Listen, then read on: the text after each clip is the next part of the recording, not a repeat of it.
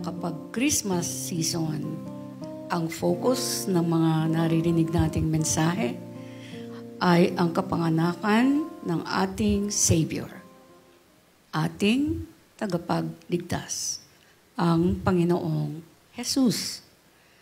Well, markahan niyo po yung ating Savior. Okay. Hindi yung Christmas lang. Markahan niyo yan. Ating Savior. Sabi ko nga, sobrang ganda, hindi po ba? Now, bakit sobrang maganda itong pag-celebrate natin sa ating Savior?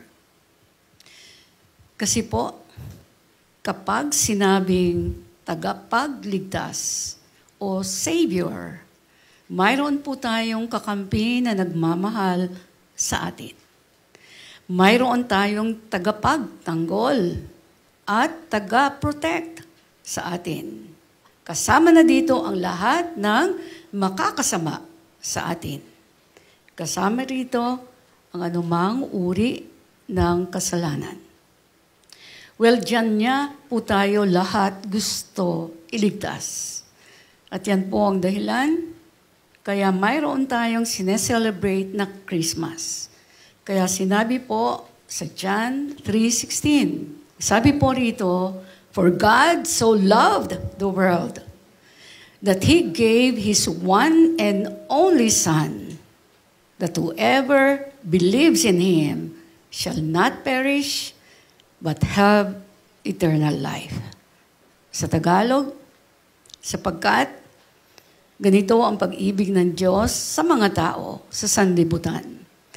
Ibinigay niya ang kanyang bugtong na anak upang ang sinumang sumampalataya sa Kanya ay hindi mapahamak, kundi magkaroon ng buhay na walang hanggan.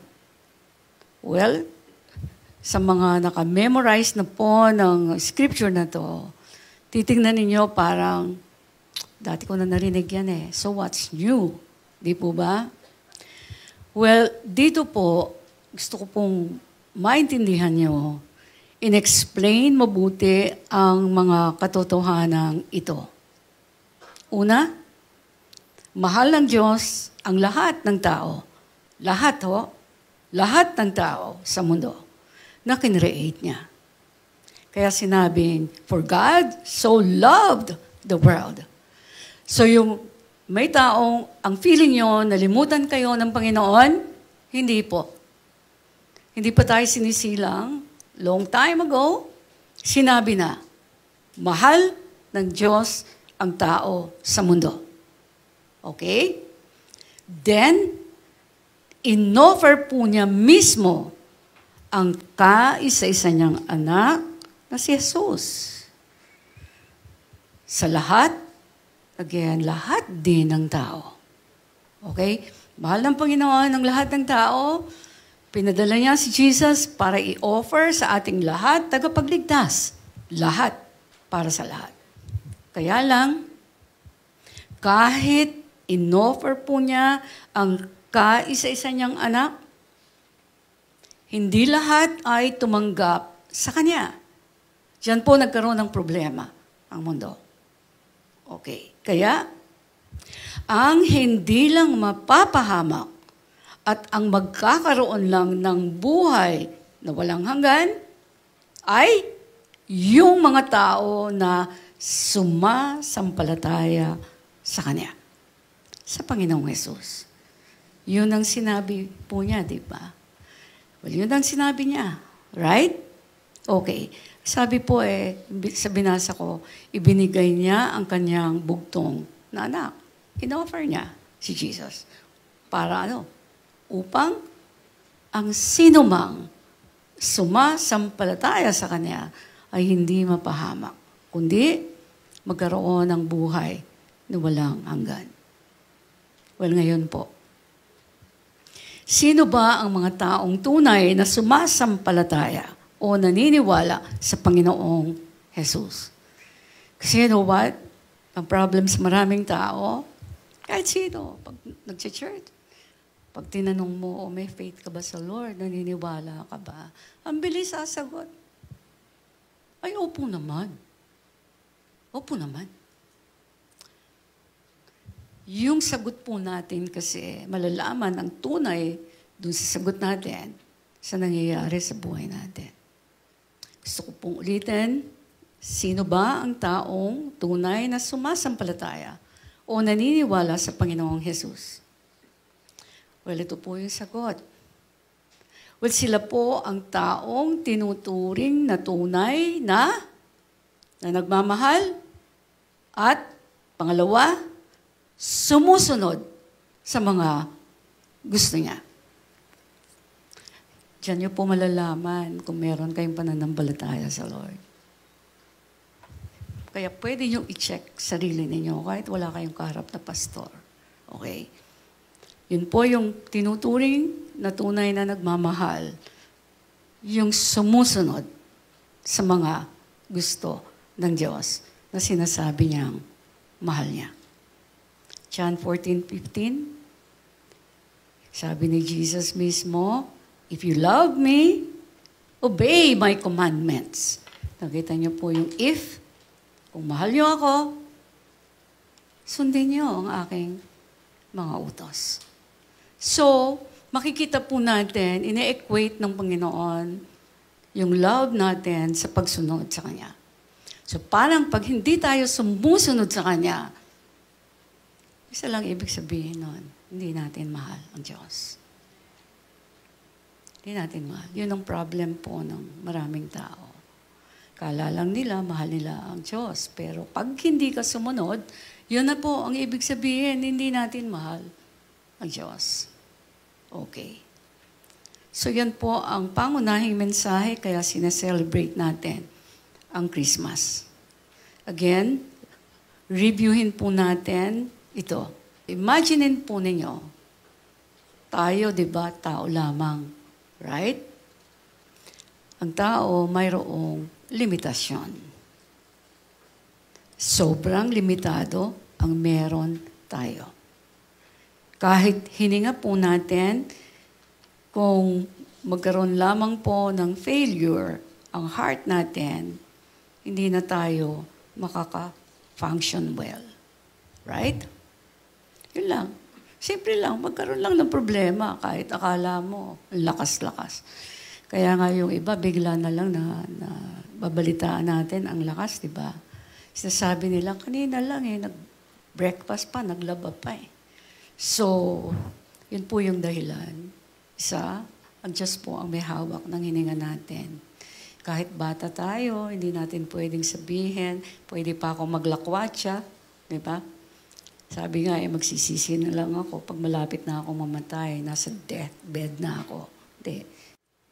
Si Jesus po, tandaan nyo, siya po yung Diyos na walang limit ang pwedeng gawin.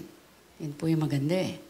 Kung walang limit ang pwedeng gawin ng Diyos, itutok na po natin yung puso natin, isip natin. Tayo po ang tututok din sa sarili natin. Di po ba? Kasi tayo nakakaalam ng lahat ng ginagawa natin. Di isip natin, laman ng isip natin kung okay ba. Right? Pwedeng may ginagawa tayo, hindi nakikita ng iba. Kaya tayo po ang tututok. So, kaya nga sabi ko, kailangan natin pong tulungan ang sarili natin na mamangha sa Kanya. Bumilib ng sobra sa Panginoon. Yan po yung ginagawa ko eh. Even ngayon po, hindi ka tatatag pag hindi mo tinuruan ng sarili mo, believe ka kay Jesus. Yan na dire-rehearse ko palagi. Kaya pag nananalangin po ako, hindi naman all the time ganun kahaba. May mga time na inuumpisan ko yung pagkatawag pa lang ng Lord sa akin, kung paano ako tinulungan ng Holy Spirit, maintindihan ko ang Lord, paano ako tinulungan ng Holy Spirit, kahit wala akong nakikita na maganda, pero love ko pa rin ang Lord, hinahanap ko pa rin ano gusto niya, nakafocus pa rin ako, sundin yung gusto niya. What a work ng Holy Spirit, right? Na pag hindi niyo po nararamdaman yon, 100% sure po ako, wala sa inyo yung Espiritu ng Panginoon. Kasi yun lang yung work ng Lord ng Holy Spirit. Kino-correct ka. Kaya kung di ka nagpapakorek, wala kang power. Ganun lang kasimple yun. Wala ka rin desire para sundin yung gusto ng Panginoon. Tama po ba? So, kailangan po nating tulungan ang sarili natin. Mamangha tayo, yung mawawaw ka talaga sa Lord. Ba, ikaw ang gagawa ng paraan? Kasi nakakawaw na nga yung sinabi sa Bible eh. Kaya lang, kung di mo babasahin ng Bible, kahit nakakawaw yun, wala. Walang effect, right? Kaya yung buhay din po natin, parang walang nagbabago. Nakuha niyo po. So, wag po natin, tandaan niyo ito, wag po natin itatrato na casual lamang po ang pagtrato sa Panginoon. Diyan po dadami ang problema niyo pag casual lang ang trato niyo sa Lord. Casual. Kasi pag sinabing hindi casual, tututo ka sa salita niya. Kaya mo tinututukan, inaalam mo ano gusto niya, anong ayaw niya. Tutok. Hindi casual yun kasi hindi ginagawa yun ng maraming tao. Tama po ba? So bakit po na sabi ko nga, huwag natin itrato ng casual lamang ang Diyos. Kasi dyan sa pagtrato na yan, dumadami ang problema po ng tao. Dapat hindi natin tratuhin ng gano'n ng Panginoon. Kasi unang-una, nasa Kanya ang lahat ng kailangan natin. Hindi ko maintindihan bakit marami pong tao. Alam naman nila ang God pwedeng gawin lahat. Pero bakit ay tumutok ang tao sa Diyos? Right? Parang merong hindi tama eh. Tama? Gusto ang Lord, nag-church naman. Pero bakit ayaw pag-aralan ang batas, salita ng Panginoon? Kaya ang nag-aaral lang po talaga ng Word of God, yung tunay na nagmamahal sa Lord. Kasi pag in love ka sa tao, gusto mo malaman anong gusto niya. Anong ayaw niya. Right? Ganun, lalo na po sa Panginoon, ganun lamang po gagawin natin. Kasi pagka hindi kayo tumutok, o kaya kailangan nating tumutok sa Panginoon, pag-aaral ng salita niya, pagsunod, kasi sabi ko nga, kasi madali tayong makalimot. Right? Madali po tayong makalimot, madali tayong magbago. Kasi para tayong kung saan ka nandun, ito uso, sasama ka lang ganun right? Pero kung nasa iyo si Kristo, sinusunod mo siya, matatag ka. Hindi ka alis sa posisyon na yung gusto lang ng Panginoon ang gusto ko. Ganun palagi. So tayong mga tao, sabi ko nga, very unstable. Kaya kung hindi tayo kasama ng Panginoon na stable, patuloy tayong manghihina. Patuloy tayong magkakasala, patuloy tayong ibabagsak o babagsak ng babagsak kahit sa simpleng problema o temptation lamang na ating haharapin. Now, at this point, para buhay na buhay po tayo, say this aloud. Church, again, maski dun sa baba, sa conference room, sa lobby, okay, sabay-sabay po tayo. Say this aloud. Ano man ang hindi natin binabago, hindi ito, again, hindi ito mababago. O agree po ba kayo dyan? Diba? Ano man ang hindi natin binabago, hindi ito mababago. Kaya regalo ko po sa inyo yan ngayon. Para ma-inspire kayo, gusto nyo baguhin, ayaw nyo, baguhin nyo. Right? Ganun lang kasimple yun. Tapos andyan ang God. Tutulong sa inyo, makiisa kayo. So gusto niya, mababago kayo. Ganun lang kasimple pag tinignan mo. Okay. Sabi ko nga, ganyan lamang po ang buhay sa mundo. Tayo lang ang pipili. Ano gusto natin? Diba? Yung maganda o yung hindi maganda. Merong maganda pero hindi naman galing sa Diyos. Sa tingin natin, maganda. Kaya pinaka-mainam, ang gabay po natin ay salita ng Diyos. Kasi sakop niya lahat. Imagine that. No-offer ng Lord. Sakop niya lahat Right? Well, ngayon po. Diyan po sa kalagayan na yan, kumikilos o kumilos ang Diyos para tayo ay mailigtas sa lahat ng dapat mabago na mali sa buhay natin. At tandaan din po natin, yan nga ang dahilan kaya doon sa mga weaknesses natin, kaya pinadala po ang Panginoong Jesus, kaya siya tinawag na Savior. Kasi mahina po tayo. Gusto niya tayo i-save sa kahinaan natin. Kaya lang kahit mayroon tayong Savior, willing siya to save us, kung ayaw natin pong sumunod sa Kanya, wala ring magbabago sa life natin. Kasi ang tao, dapat may kainipan siyang nararamdaman sa buhay, yung pag walang bago. Diba? Kasi yung iba parang tinitake na lang. Okay lang to, ganito buhay, nakakakain pa naman. Di po tayo binuhay ng Lord para kumain lamang para sa sarili natin. Di po. Binuhay tayo kasi marami tayong gagawin para sa kingdom ng God.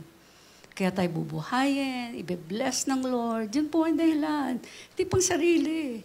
Kaya nga si Jesus, di ba? Nasa langit, bumaba. Right? Bakit siya bumaba? Mahal niya tayo eh. Yun nga for God so loved the world eh. Kaya lang hindi siya nasuklian ng tama. Right?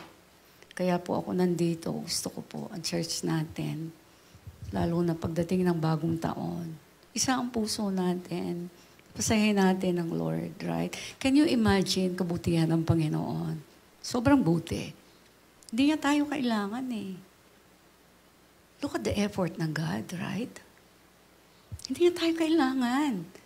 Kaya ma-amaze ka, ang dami, pwede siya mag-create ng maraming creature pang iba. Dami iba. Bakit nagtiyaga siya sa mundo natin? Hindi pa ba natin mamahalin siya noon? God, na may hawak ng lahat. Pinili tayo. Bakit di natin siya pipiliin? Tapos hihingi rin naman pala tayo sa kanya ng kung ano-ano. Na hindi natin makuha, hindi natin mabili. Right? Bakit tayo nagwe-waste ng time? Tayo nawawalan po. Okay. So, tandaan niyo po ito, ang kapanganakan ng Panginoong Jesus ang nagsasabi sa atin ng kanyang, gustong-gusto ko to, great love. Sabi ko nga, pag Christmas time, kadalasan, yan po ang nasa isip ng maraming tao. Kaya masaya ang season na ito. Kaya maraming reunions, reconciliations, di ba? Meron din nagbabati-bati. Sabi nila, Christmas na eh. Bati-bati na tayo, right? So, maraming Christmas parties. Enjoy din ang lahat yan. Meron ding mga gift givings, right? Enjoy rin yan ng tao. Well, this time, sa message po na ito, lahat tayo ay pinapaalalahanan ng Holy Spirit na kung ang Panginoon po ay nagbigay sa atin ng kanyang great love, nagbigay siya sa atin ng kanyang great love. Tayo naman, ang isusukli natin sa kanya ay great faith. Ganun lang great love binigay niya. Susukli natin, great faith. Hindi yung lalamyang faith, right? Tutok, pagka-great mamaya explain ko pa, okay. Sabi ko nga kung masaya po tayo sa great love niya sa atin, ang number one naman na makakasaya sa Kanya ay ang maramdaman niya na ang faith po natin sa Kanya ay hindi ordinary, kundi great. Kaya tinawag po natin itong great faith. Nakakuha niyo po? Okay. Isa lamang po ang tinuturing na totoong great faith. Isa lang. Gusto niyo pong malaman? Okay. Ito po yung tinuturing na totoong great faith. Ang hindi pabago-bago, hindi humihinto na pagsunod sa Diyos. Sa salita niya, kahit maganda man o hindi, maganda ang nangyayari. Yan po yung great faith Hindi ka nagbabago sa nangyayari sa buhay mo kahit ano pa yan, gaano kalala. Diba? Hindi yung pag malala nangyayari sa buhay, na wala na yung faith natin sa Lord. Nakatitig tayo sa problema, how to solve it. Kaya lalong bumabaon po ang tao. Eh kung wala ang Lord sa'yo, paano mo sasolvin yan? Pag solve mo, dadami pa yan. Kasi iba yung isip ng tao. Iba yung ways natin. So, gusto ko pong maunawaan ninyo na ang great faith ay nagmamature lamang po kapag hindi kayo humihinto, again, hindi kayo humihinto sa pagsunod sa Diyos. Markahan niyo po yan. Sabihin niyo po sa sarili niyo yan. Kakaroon lang ako ng great faith at magmamature lamang ako kapag hindi ako humihinto, again, hindi ako humihinto sa pagsunod sa Diyos. Kahit wala pa po kayo o kayong nakikita sa mga ipinangako niya, yan po yung maganda na maramdaman ng Lord Kasi susubukan niya po talaga tayo. Grabe, ang dami ko pong patotoo dito. So, dyan po makikita yung great faith at tunay na faith sa Lord kahit anong nangyayari po sa inyo. Papakita niyo pa rin yung pag-ibig sa Kanya, pagsunod sa Kanya, paglago sa kingdom niya. Yan lang po yung ginawa ko Problema kasi, andyan na yung problema Tapos yung Diyos na pinaniniwala ang magsasolve, iniiwanan mo. Tinututukan mo yung problemang mahirap. Hirap na hirap ka na nga sa problema. Wala naman nangyayari. Tapos yung Diyos malayo pa sa'yo. Kaya nadadagdagan yung problema. Yun ang reason kaya ganito po yung mundo. Di po ba? Haliwanag tinuro ng Panginoon yung way. Okay. Pero, by the way, ang Diyos po talaga masubo. Kaya kung hindi nyo siya mahal, iwanan nyo talaga yung faith nyo. Ganun lang yan. Kaya ang pagtanggap po sa Lord, minsanan lang yun. Totoo o hindi. Hindi walang medium. Totoo ba? Tinanggap po si Kristo? O hindi? Yun lang po. Wala kasing middle ground sa Panginoon Sa Diyos wala. Walang gray. Either white o black hell or heaven. Praise God. Okay. So, ulitin ko po, ang great faith ay nagmamature lamang kapag hindi kayo humihinto sa pagsunod sa Diyos, kahit wala pa kayong nakikita sa mga pinangako niya. Well, bakit po? Kasi ang tunay po na pag-ibig sa Diyos, hindi nagbabago ang pananaw natin sa mga gusto niya, mga inuutos niya, kahit ano ang nangyayari. That's faith Diba? Naniniwala ka Pagka lang ba may makukuha tayo, tsaka lang tayo maniniwala. Pag wala, di na tayo maniniwala. Anong klaseng faith po yun? Hindi ganon, hindi tayo makakuha sa Lord. Okay, hindi tayo makakakuha ng great favor from God pag ganon ang treatment natin sa Kanya. So, isa lang po palagi ang focus natin dapat. Isa lang ang nararamdaman natin o nararamdaman mo. Ang malaman, ang gusto ng Diyos para masunod mo ito ng masunod. Kaya ka nagbabasa ng Bible, anong gusto ng Lord? Kasi hindi mo siya masusunod pag hindi ka nagbasa ng Bible. Kaya kung nakikita na po ninyong mundo, mas marami hindi nagbabasa ng Word, alam niyo na kung saan patungo yun, hindi tayo maghuhusga. The Word itself will judge us o sino man. Nakuha niyo po. So, ulitin ko po yun. Isa lang ang nararamdaman mo. Isa lang palagi ang focus mo dapat. Ang malaman ng gusto ng Diyos para masunod mo ito ng masunod. Non-stop. Dito ka lang una sa lahat masaya, kumpleto. Mas may kapayapaan. Ako po yan ang nararamdaman ko kaya nasasabi ko to Yung pag alam ko nasusunod ko yung salita ng Lord kahit mahirap. Doon ako may kapayapaan. Sino man namang away sa akin na naman ang dumating. May kapayapaan may gagawin ng Lord. So, ang na-discover ko po na wala kang talo anumang pagdadaanan ay kapag alam mo na, number 1, palagi ay ang pagpili na mapatunayan sa lahat ng pagkakataon na unahin ang Panginoon. Sabi ko ngayon po talaga ang tinutukan ko kaya nandito ako ngayon. Yan po ang isinapamuhay ko kaya sigurado ako rito. And sobra po akong believe na believe. Sa Matthew 6:33. Sabi niya, seek the kingdom of God first. Or, ibig sabihin, above all else. And live righteously. And He will give you everything you need. Again, ang sabi po, Matthew 6:33. Pag ito po, sinunod nyo to, yung change sa life ninyo mag-i-start. From within muna, dito. Gusto nyo mapalapit sa Lord, hinahanap nyo yung gusto niya, kasi yun ang sabi dito, yung kingdom first. Diyan yung unahin ng lahat, tutok nyo yung buhay ninyo. Ano pa ba ang gusto mo, Lord? Tsaka tinatanong po ang Lord para malaman. Nag-spend kayo ng time sa Panginoon, asking God, ano po, anong gusto mo? Anong gusto mong gawin ko? Non-stop po yun, yung pagtatanong na yun, non-stop.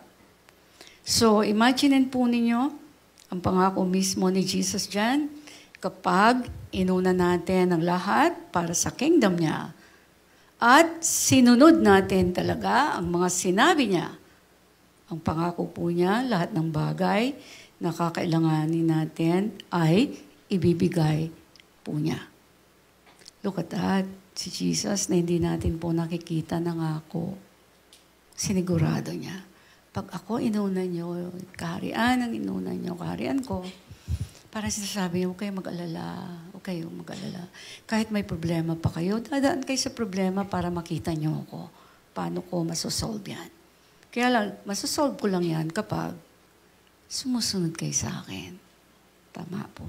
Para nakikipagkasundo po tayo sa Panginoon. Sabi ko nga, saan pa po ba tayo makakahanap ng ganyang pangako na ang Diyos lamang ang siguradong makakagawa? Hindi po ba? Siya lang eh. Masyado po tayong limited. And isa pa, ang effect po ng sinasabi sa palaging pag-uuna sa kaharian ng Diyos ay malalaman nyo lamang kapag talagang tinututukan ninyo una sa lahat na sundin ang mga utos niya o batas niya. Yan ba? Walang change sa life ng tao. Wala. Wala po kaya asahan. Change na dire-diretso, yung makakapasok kayo ng langit. Wala po. Dito lang.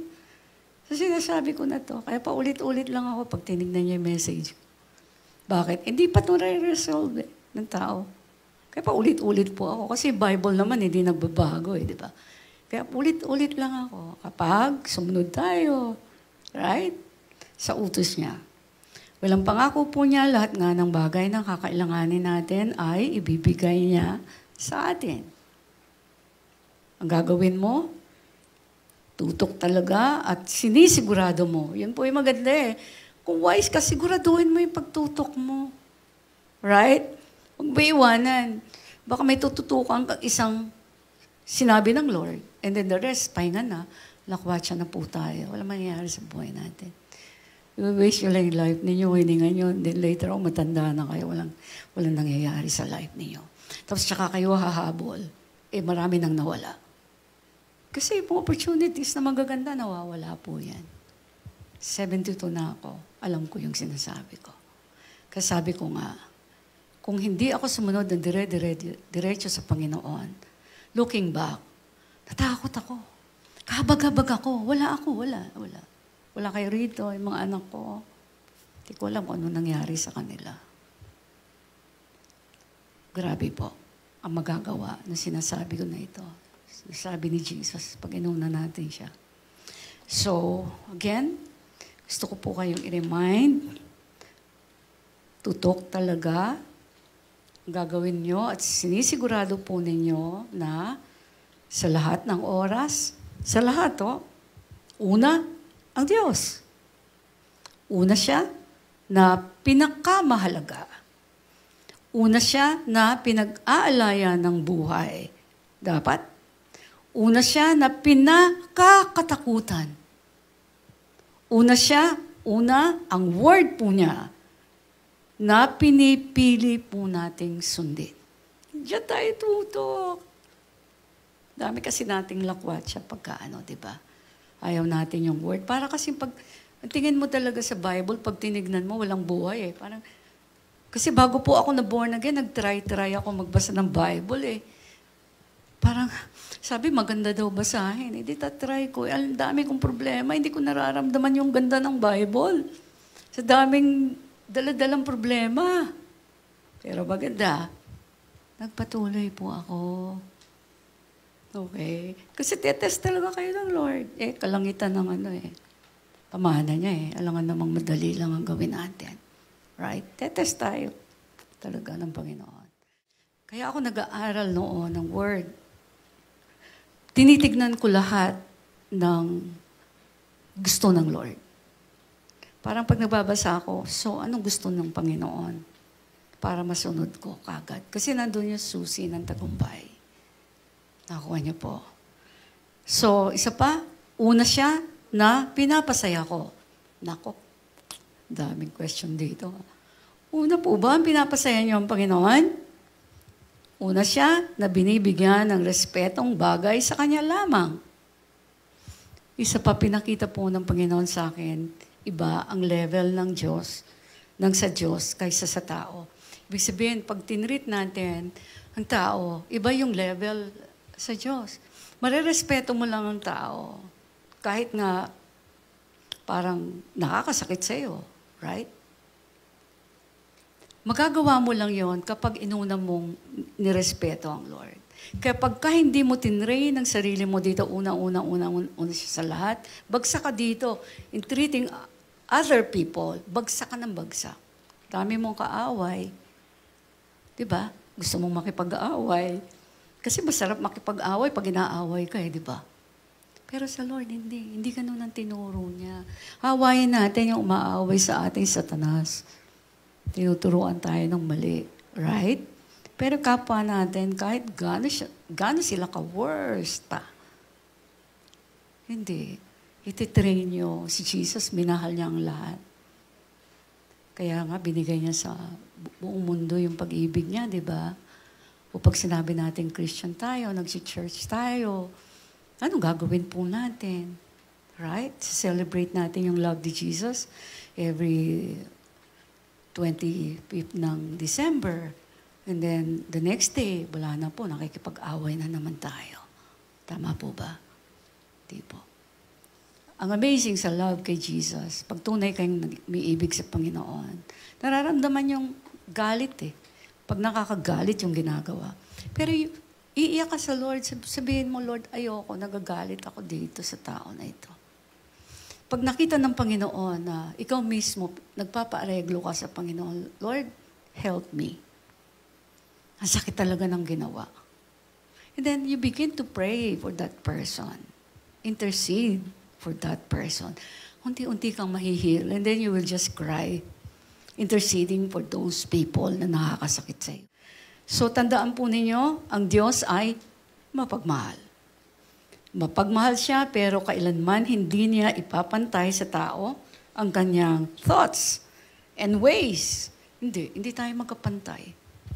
Kaya, tinan niyo po ito, kung gusto po natin palaging sigurado tayo, isa lamang po ang palaging susundin natin, ang sinasabi ng ating Savior. Hindi ang sinasabi ng mundo. Talo po kayo pag sa mundo kayo gumaya. Okay, Isaiah 55, verses 8 to 9. Hanggang 11 po. Ang ganda-ganda nito, pakinggan niyo pong mabuti. Ang sabi rito ito tingnan niyo po, sinasabi ng Panginoon. So, ang God ang nagsasalita.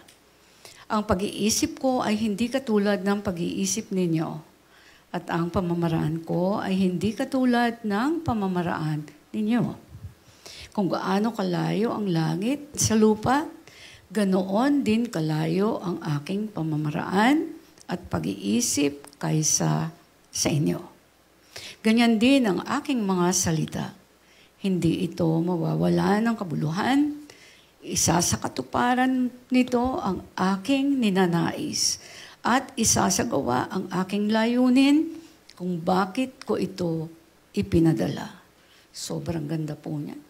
Parang pag tinutukan nyo yan, wala kayong ligaw kay Kristo eh. Tama po? So sa madaling salita, ang salita lamang po ng Panginoon, ang mga sinabi lamang po niya, ang 100% sure po tayo na mangyayari. So dyan po natin itutok at susundin po natin siya sa kanyang salita. Kaya mangyayari po, nagiging great ang faith po natin. Wala tayong ibang tinututukan at sinusunod o gusto nating sundin, kundi ang sinasabi lamang po ng ating Savior. Yun po yung maganda. Yung sanay po tayo. Ano yung sinasabi ng Savior natin? Yun ang gusto po natin kahit mahirap. James 2 verse 17. Look at this, ang sabi po rito, faith without works or action is dead. Patay, kahit sabihin yung naniniwala naman ako sa Lord, yes. Pero pagka hindi po kayo tumutok sa salita ng Panginoon, para malaman anong gusto ng Lord and then susundin ito, wala pong kapangyarihan ito sa buhay po ninyo. Kahit mag-church kayo na mag-church, magbigay pa kayo ng tithe, iba yun. Ang pangyayari po, yung faith nyo dead, so walang mababago sa buhay nyo, ugali ninyo, pag-uugali ninyo, wala po. Bali, wala ang paniniwala pag walang gawa. Tandaan nyo po, walang pagsunod sa Diyos. Walang paggawa po ang nakakapagbigay ng result sa pinaniniwalaan na salita. Napakaganda niyan. Yung paggawa o pagsunod ang magbibigay ng result sa pinapaniwalaan po nating salita. Diyan po nagiging great ang faith po natin. Ito, meron po akong great tip para sa inyo ngayong Christmas. Kapag mahirap ang pinapagawa po ng Diyos sa inyo, kahit gaano po ito kahirap, kapag buo ang puso po ninyo, ang pipiliin nyo pa rin ay walang iba. Walang iba. Kundi, ang bawat gusto ng Diyos. Bakit po? Dahil wala nang mas attractive pa sa inyong iba. Yan po yung mararamdaman nyo dapat. Kundi ang mapasaya siya. Yan po ang tutukan ninyo at huwag ipapatalo kahit anong nangyayari. Yan, yung obligation po natin. Tutukan niyo yung salita. Ano yung sinasabi niya na hindi niyo pa ginagawa? Gawin na po ninyo para makita niyo mabilis ang result. So, dyan po mapapatunayan kung talagang totoo ang pag-ibig at faith po natin sa Diyos. Kapag naging ganito po kayo, ito po masasanay kayo ng masasanay dito. Yun ang maganda parang habit siya. Kahit mahirap, susunod ako sa Lord. Ito yung sinasabi niya, paano ko gagawin to? Hindi ko alam, paano ko susundin to? Ang dali naman Nakakausap ang Lord Di ba? Hindi mo alam gagawin mo, di kausapin mo ang Lord, sumasagot siya. Makikita mo, buhay siya. Pero kung hindi mo siya kakausapin, di mo maririnig ang Lord. Walang importance na binibigyan tao. Kaya walang nakikitang bago. So, di ba, napakaganda yun? Pag tinutukan po natin, ng tinutukan ng gusto ng Panginoon. So, dyan po talaga mapapatunayan, great din ang faith at totoo ang faith natin sa Diyos. At kapag naging ganito po kayo, sabi ko nga, masasanay kayo ng masasanay dito. So, yung spirit po ninyo na hindi nakikita, pero siya din yung nagbibigay ng direction sa atin, lakas sa atin, para makasunod, yung spirit po ninyo, dadalhin kayo, nagdadalhin, para kayo ay sumaya sa pagsunod sa Lord. That's the work of the Holy Spirit Pag nag-start kayo, pag nakita kasi ng Holy Spirit, itong tao na to nahihirapan pero umiyak sa Diyos Gusto niya sumunod sa Diyos. Tapos nakikita ng Panginoon yan Ito nagtatry talaga to sumunod. Nakikita yan ng Lord, hirap na hirap yan sumunod, pero nakikita ko nagtatry, nagbabalak siya. Paano niya gagawin yung pagsunod? Makikita nyo, pag gano'n ang nakita ng Panginoon sa inyong puso, Ano na yung Holy Spirit? Gagabayan kayo. And then, kaya mangyayari, masasarapan kayo. Bakit parang ganun? Ang bigat ng dinadaanan ko, pero parang inspired ako na gawin ito. That's because of the Holy Spirit working in you. And He will work through you kapag sumunod pa kayo. Nakuha niyo po? So, sabi ko nga, walang katulad, walang kapantay, walang makakadescribe ng klase ng saya na binibigay kapag natitrain ka na isang direction lamang palagi ang gusto mo above all. Isa lang. Hindi dalawang direction. Dami-daming ginagawa ng tao, pinagpaplanuhan. Walang direction ng Lord. Direction lang ng kapitbahay tsaka kamag-anak. Diba ganun ng tao eh. Anong palagay mo? Anong gagawin ko? O di nagkakagulo kasi iba-iba yung isip ng tao. Samantalang ang Diyos nandyan lang nag-aantay. Right? So sabi ko nga, walang katulad, walang kapantay, walang makakadescribe ng klase, ng saya na binibigay kapag natitrain ka, na isang direction lamang palagi ang gusto mo above all. Isa lang. Hanapin mo, Lord. Yung direction na gusto ng Diyos, of course. Diyos siya eh. Hindi yun ang gusto ko.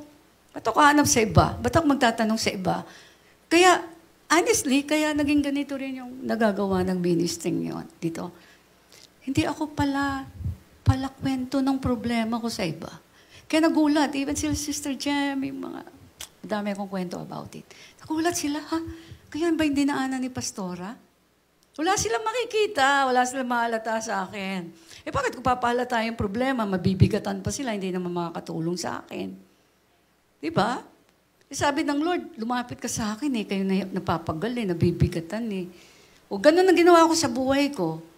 Wala nga alam yung mga tao, ano nangyayari, gaano kabigat yung pinagdadaanan ko. Gugulat na lang sila, parang, marami pa po akong kukwento. Paano nakaganon? Kapag ka, hindi ka madaldal sa iba. Right? Iba kasi ang gustong-gustong ikwento yung mga nakakasakit, nakakagalit, o social media accounts, ganun daw ang uso ngayon eh. Pag naiinis ka, ilabas mo social media account. Ilabas mo kasi nakakaano ng puso, nakakabawas ng ano. Huh? Saan natutunan ng mga Kristiyano yun? Right? Why? Social media, hindi mo nga kilala lahat ng tao. May problema rin lahat yan. Intindihin ka pa niyan. Di ba? Ang ganda-ganda nga natin na pinoportray natin. Di ba? Gusto natin maganda suot natin. Pag nag-social media tayo, right? Sarap kinakain natin. Tapos biglang ang dami mong kaaway. Parang hindi tama eh. Kaya tip ko yan sa inyo. Sobrang sarap kausap ng Lord. Lahat ng kabigatan nyo, iyak lang kayo sa Lord. Walang alam yung iba. Kasi you know what? Kapag Kristiyano ka, love mo ang Lord, tinatakpan mo yung yung kahihiyan. Right? And then, ano man yung kailangan mong matutunan sa Lord para ma-solve yung problema mo, diretso ka sa Kanya. And then sa labas, win souls. Bigay ka ng pag-ibig. Bigay ka ng saya. Right? O di meron kang bunga. Kasi panay problema ng tao eh, right? Social media, bibigay pa tayo ng problema. Oo, marami po ba sa inyo yung gano'n? Ko sabi, uy, isa ako dun ah. Uy, isa. O para sa inyo po itong patama na ito kasi, di ba? O ngayon, iba na, di ba? O ngayon, tingnan niyo po, lahat ng nagpapatama sa social media, tingnan niyo kung nabago yung buhay niyo, kung masaya kayo. Kung kumita kayo na mas malaki, may nag-abot sa inyo ng something special kasi galit kayo sa ibang tao. Good news, ang binigay ni Jesus sa earth. Right? Yung makasalanan, isa-save niya. O ganun din po ang gayahin natin. So sabi ko nga, dito mo mararamdaman ang safety mo at ang peace na hindi madidescribe, na hindi pa nararanasan ng maraming tao. Kapag ka po tayo ay tumutok sa Panginoon, siya lamang ang pinagkatiwalaan natin. So ito po yung peace na binibigay ng ating Panginoon na, yung Prince of Peace. Pwede niyo pong basahin yan, Isaiah 9 verse 6. Okay. Yung peace po na kakaiba, may peace kasi, o may peace kahit matindi ang pinagdadaanan. Yan po yung pinag-uusapan natin dito eh. Kaya kahit may mahirap na pinagdadaanan na mangyayari po, pag sumusunod kayo sa Panginoon, nakakasunod ka. Yun po yun eh. Ang ganda kasi. Na pagka sumusunod ka, kahit wala kang kapayapaan, pero pipigilan mo yung sarili mo. You will worship, you will praise God, hindi ka magpapahalata sa iba, gawa ka ng kabutihan, share the word. Alam mo, mararamdaman mo yung peace. Yung peace kasi parang meron kang madadagdagan na trust sa Panginoon. Bakit po mayroong ganitong klaseng peace? May peace po kasi, may kapayapaan kasi, yung great faith nga nadidevelop. So, nadidevelop po ito. Kasi nga, tinututukan po ninyo o binabantayan ninyo ito kahit ano ang mga pinapahintulutan ng Diyos na mangyari. Inaalagaan niyo po sa life ninyo na mabuhay at huwag manghina ang faith ninyo. Wala po kasing ibang mag-aalaga niyan. Huwag na po kayong biglang nawawala sa church tapos hindi malaman kung ano nangyari. Huwag po. Pinapahirapan niyo po yung sarili niyo. Hanggang gumapang po kayo, lahat ng pwede niyong gawin. Kasi ang pinapatunayan niyo po dyan, yung para sa Panginoon eh. Makita kayo ng Lord. Na kahit ano, Lord, mag-church ako. Kasi I know there is a word para sa akin. Pinaglalaban po yun eh. Nakuha niyo po. So, inaalagaan po natin yung life natin na mabuhay at huwag manghina ang faith natin. Kaya, ano mangyayari? Dadaloy po o dumadaloy ang pag-asa gawa ng inyong paniniwala kasi yung faith nyo nagiging great. Kaya nagkakaroon ka rin ng joy o kagalakan na hindi madidescribe kasi kasama ito ng kapayapaan. Napakaganda po nito. Kasi kasama ito ng kapayapaan dahil may paniniwala ka na temporary lamang ang testing sa faith. Kaya nadidevelop po yung joy. Nakuha niyo po. Kaya pag may problema po kayo, wag na kayo kung saan-saan po pumunta. Una muna sa Lord. Kahit kailangan nyo ng help. Help talaga, you need yung mga tao to help you looking for people para makatulong sa inyo. Wag po, unahin nyo ang Panginoon. Okay. So ang focus ninyo, makapasa po kayo sa test, sa pagkakaroon ng great faith in the Lord Jesus Christ, our Savior. Kaya siya, Savior eh. Diba? Well, bilang panghuli, kung mayroon po tayong ipapasalamat sa lahat ng panahon, hindi lang pag Christmas time, ay ito po. Ang kasaganaan na nasa Word of God. Diyan, kita niyo, may Bible kayo. Diyan po. Yung pinaka-the best na kasaganaan na matatanggap po ninyo.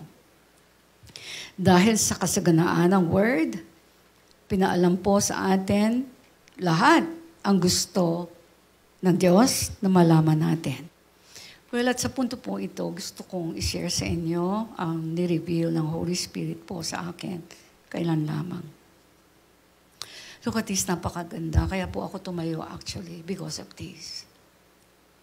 Ito po ay tungkol sa dalawang kriminal na katabi ni Jesus sa cross.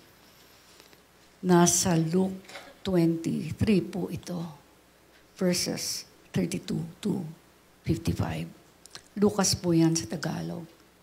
Ang sabi po rito, dalawa pang kriminal ang dinala nila upang patayin kasama si Jesus. Pagdating nila sa lugar na tinatawag na Bungo, ipinako nila sa krus si Jesus at ang dalawang kriminal. Ang isa ay sa kanan ni Jesus at ang isa ay sa kaliwa. Sinabi ni Jesus, tingnan niyo po, Ama, patawarin mo sila dahil hindi nila nalalaman ang kanilang ginagawa. Nagpalabunutan ang mga sundalo para paghati-hatian ang mga damit ni Jesus. Habang nakatayo ang mga tao roon at nanonood, tingnan niyo po nangyari, iniinsulto ng mga tagapamahala ng bayan si Jesus. Sinabi nila, iniligtas niya ang iba. Iligtas naman niya ngayon ang kanyang sarili. Kung siya nga talaga ang Kristong pinili ng Diyos. So minamak po si Jesus. And then sa mga sumunod na verses, ininsulto rin siya ng mga sundalo at binigyan ng maasim na alak. At sinabi pa nila sa kanya, kung ikaw nga ang hari ng mga Hudyo, iligtas mo ang iyong sarili. May karatula sa ulunan ni Jesus. At ganito ang nakasulat. Ito ang hari ng mga Hudyo. Ininsulto rin si Jesus ng isa sa mga kriminal sa tabi niya. Tingnan niyo po yung sinabi ng isa. Hindi ba ikaw ang Kristo? Iligtas mo ang sarili mo, pati kami. Sa English, if you are the Christ, save yourself and us. Pero, sinaway siya ng isa pang kriminal na nakapako. Hindi ka ba natatakot sa Diyos? Ikaw man ay pinaparusahan din ng kamatayan. Dapat lang naparusahan tayo ng kamatayan dahil sa mga ginawa nating kasalanan. Pero ang taong ito'y walang ginawang masama. Pagkatapos ay sinabi niya, Jesus, alalahanin niyo ako kapag naghahari na kayo. Sumagot si Jesus, sasabihin ko sa iyo ang totoo. Ngayon din ay makakasama kita sa paraiso. Well, ano po ang napakahalaga dito? Well, dito po sa Bible, pag binasa niyo po, especially sa Hebrews 11, makikita niyo po yung maraming nagpakita ng great faith sa Panginoon.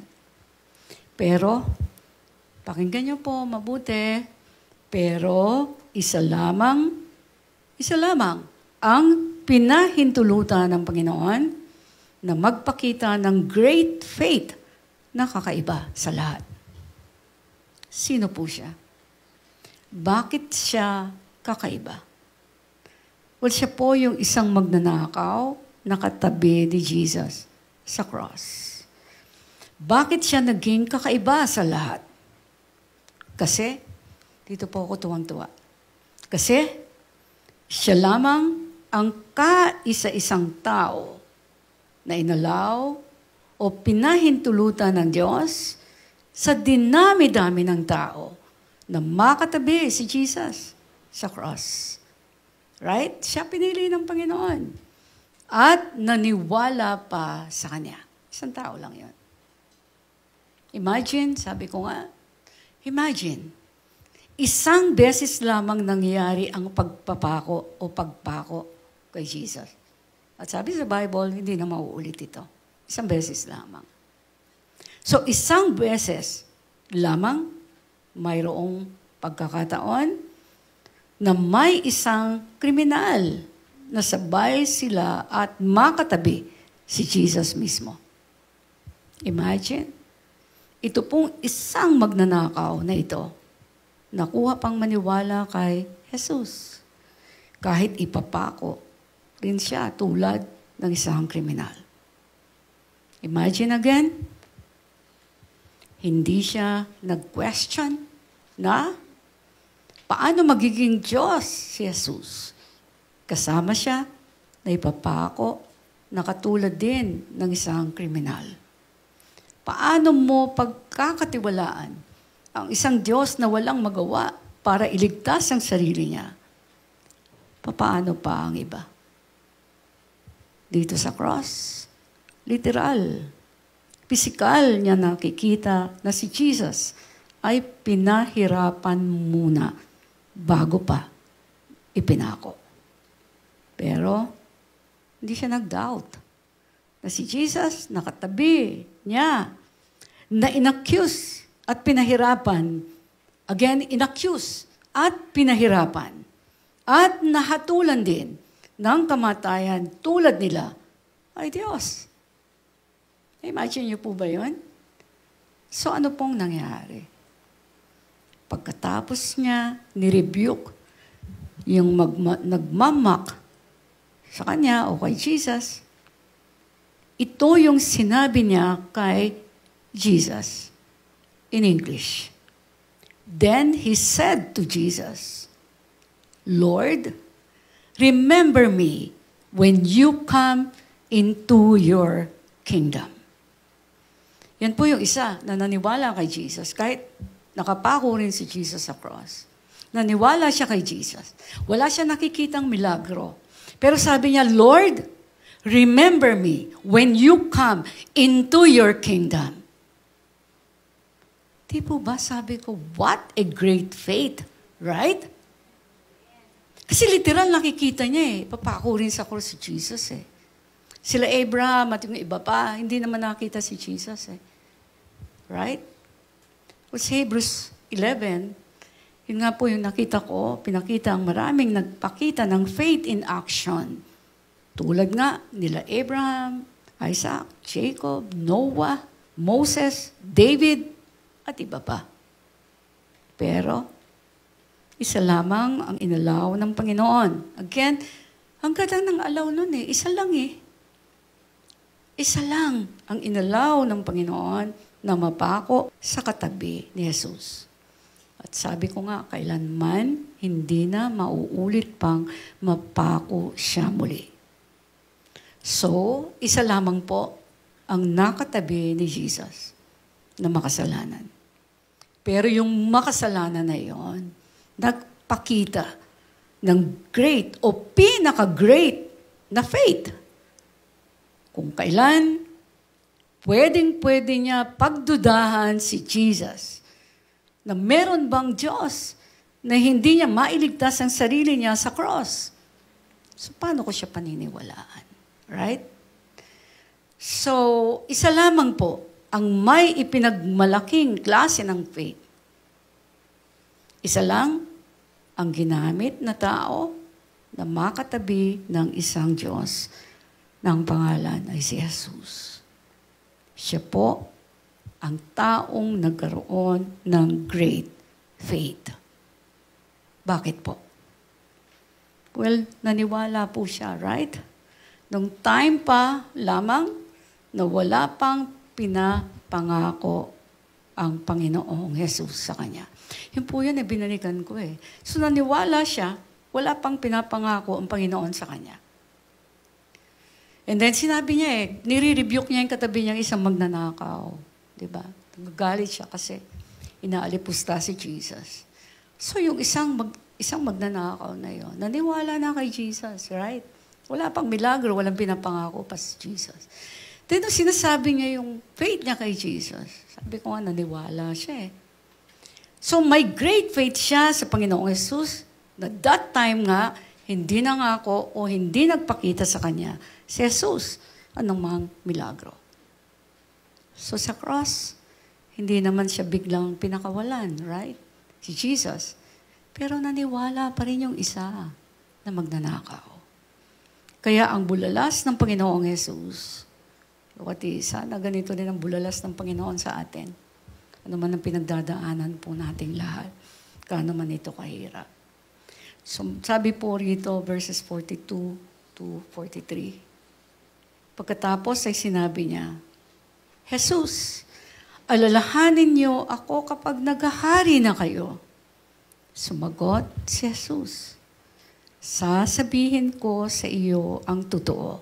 Look at that. Si Jesus lagi niya mention, ito ang totoo. Okay, sasabihin ko sa iyo ang totoo.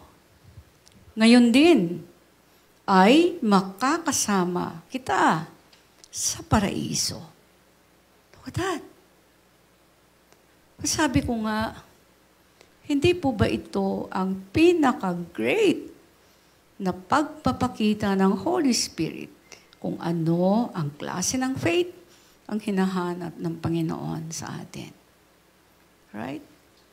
Paano mo papaniwalaan yung Diyos na nakapako rin kasabay mo? Wala akong nakita sa Bible na ganun ka-great Right? Tapos isang beses lamang po yun magaganap o naganap. Hindi na mauulit ito. So, sabi ko nga, hinahanap ng Lord itong faith na ganito. Ano ba ito? Itong faith na ito. Walang tunay po na faith. Binibigay mo muna sa Panginoon ang buong trust mo sa Diyos. Bigay mo sa Kanya. Buo yun. Ikaw magbabantay kung buo talaga. So, ibibigay mo muna sa Panginoon ang buong trust mo sa Kanya. Kahit doon sa point ng buhay mo na sobrang grabe, sobrang katindi na ang pinagdadaanan mo. Then, alalahanin mo na mas higit pa. Again, mas higit pa rin ang hirap kung ipapako ka sa cross na literal. At aantayin mo doon, kamalalagutan ng hininga. Yan po yung nangyari sa kanila eh. Ganong klaseng hirap. Well, ganyan po ine-express ng mensaheng ito. Na ganito ang great faith na dapat po nating matularan para sigurado tayong matatanggap din natin ang pinakamainam na regalo ng Diyos na ipinanganak, na buhay, nagsakripisyo para tayo po umani ng pinakamalaking regalo. Yung buhay na ganap. Dito pa lang sa mundong ito at walang katapusan na buhay magpakailanman. Kaya sa yugtupong ito, gusto ko po ipagbaon sa inyo ito. Parang ito po yung mga pinakita sa akin ng Panginoon at para ma-check nyo ang sarili nyo yan. Ang common mistake po ng Christian o mga Christian, lagi nilang sinasabi, makakahabol pa ako? Or, magsisisi na lang ako pag malapit na akong mamatay. Kaya lang po, hindi natin madideceive ang Diyos. Hindi natin alam ang huli nating hininga. Siguraduhan tayo ng Lord eh. Hindi natin alam. Isa pa, alam niya yung may totoong faith sa Kanya. All-knowing God po siya, right? Alam niya yung mayroong totoong faith sa Kanya. And having faith is important. Kahit may trials. Kaya, wag niyo po idadamay yung mga ginawa na ninyong tama before. Yung faith na pinakita niyo before, na tama.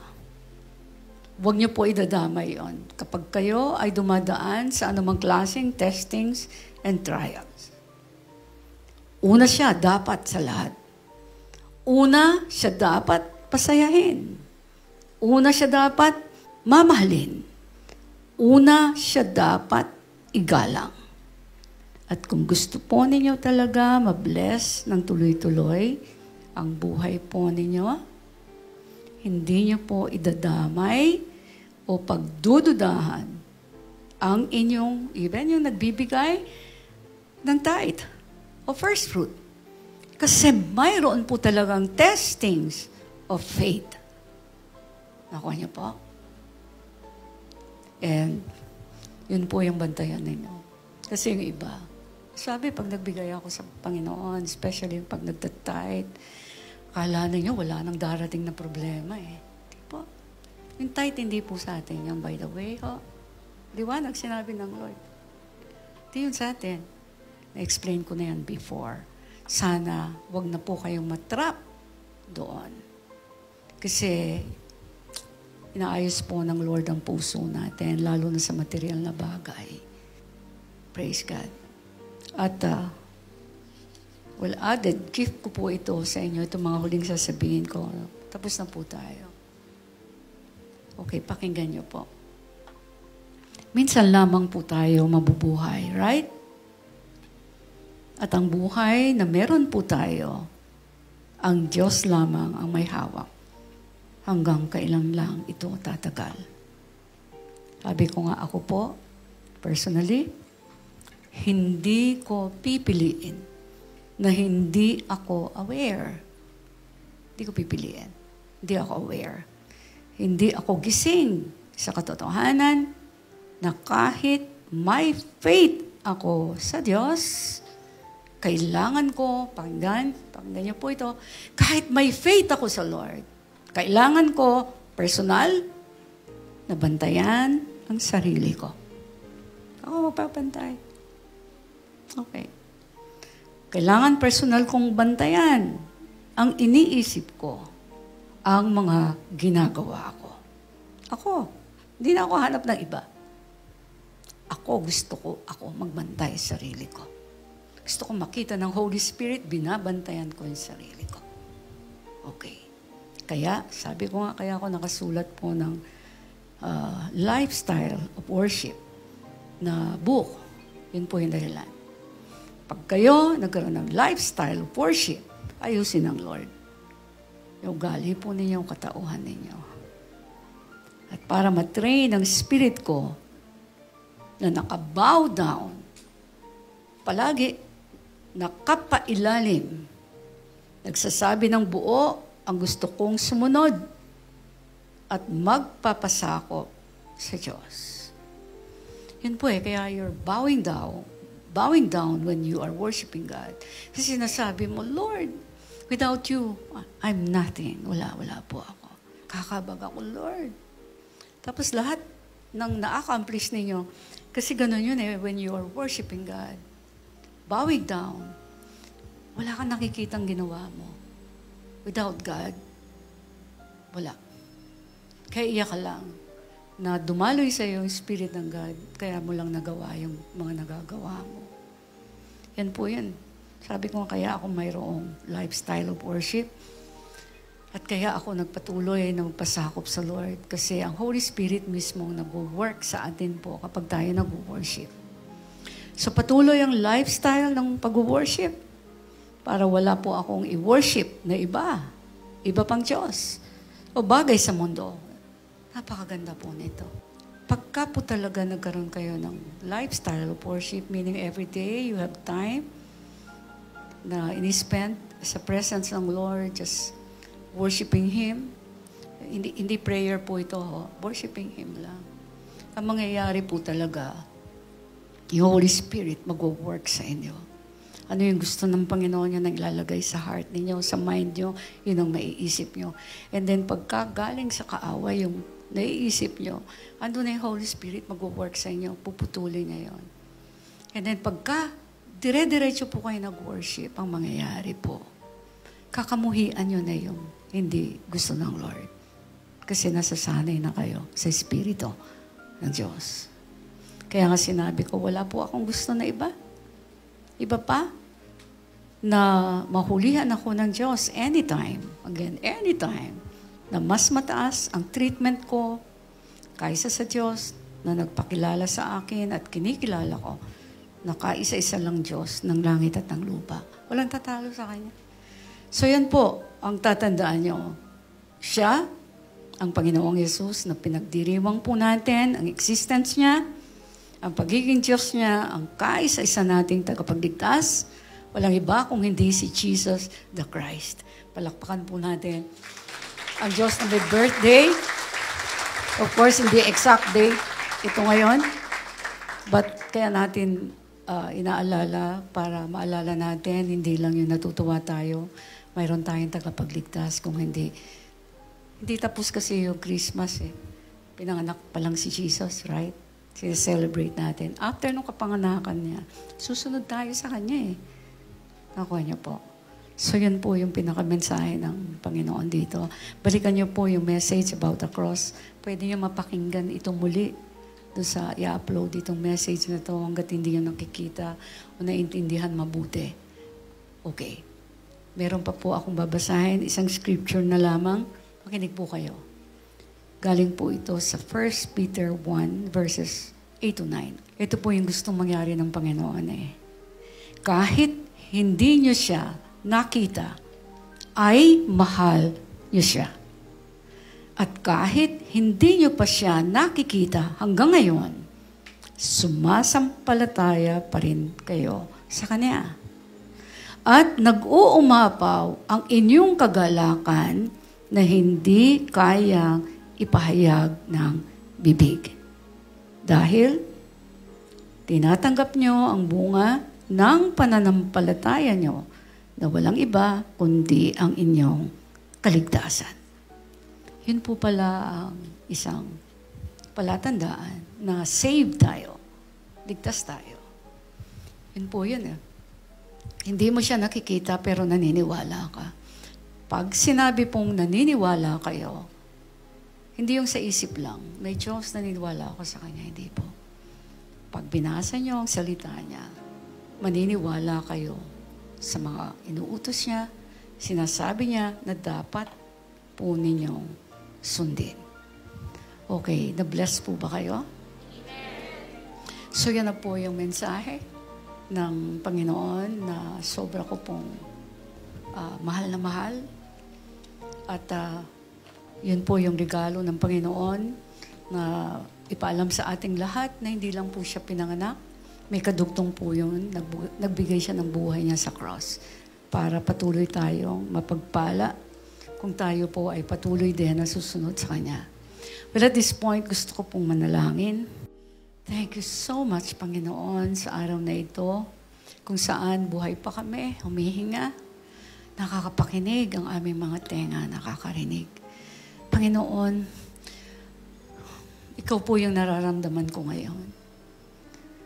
Habang ang salita mo ay akin pong dinidiscuss at itinuturo, wala po akong nararamdaman kung hindi ang masagana mong pag-ibig sa aming lahat. Kaya inalaw mo rin po na makatayo ako dito sa araw na ito. Ang prayer ko ay katulad din ng prayer ko nitong mga huling araw para sa kanila, Panginoon. Na wala ni isa ang hindi makapasok sa iyong kaharian. Holy Spirit, kailangan ka po namin. Ako po ay personal na dumudulog sa iyo. Humihingi po ako ng habag. Hinihingi ko rin po yung manifestation ng iyong pag-ibig na amin pong pinaniniwalaan. Ipadama mo po sa bawat isa. And I pray, O Lord, na bawat isang naririto, sila na mismo ang tunay na magbantay sa sarili nila. Bantayan nila ang na-receive nilang salita. Bantayan nila kung ang na-receive na salita na ito ay isinasa pamuhay nila. At higit-higit pa ron, napakarami mo pa, Panginoon, na ituturo sa kanila. Kaya sa bawat isa na nagpapakumbaba sa iyo, bawat isa na nagbibigay ng pansin sa iyo at nagpaparamdam ng malalim na pag-ibig sa iyo, alam ko, yun ang pinakauna na makukuha ang attention mo. Yan po ang prayer ko sa bawat isa na naririto sa pagse-celebrate namin ng tinatawag na Christmas, na maraming nakakalimot na mayroong Savior na ipinanganak. At kaya siya naging Savior sa amin dahil nagbigay ka sa cross ng buhay mo. Pagpalain mong lahat ang naririto, nag-ibayo pang karunungan, understanding sa bawat salita na kanilang babasahin. Hindi lang understanding, Panginoon, kung hindi yung kapangyarihang masunod lamang ito above all. Thank you again, Lord Jesus. Amen and amen.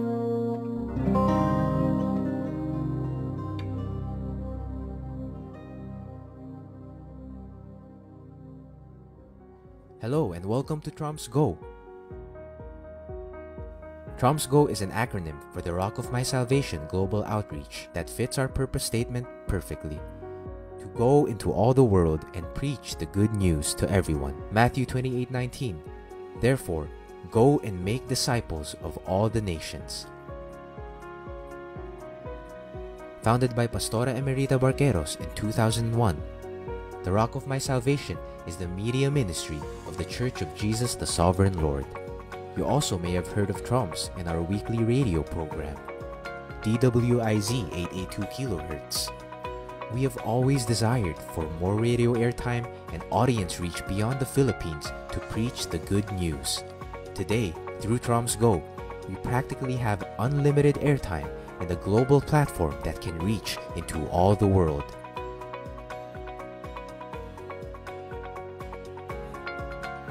To accomplish our mission, Pastora Emerita is taking the preaching of the gospel to another level. We are excited to invite you to join the Tromsco community.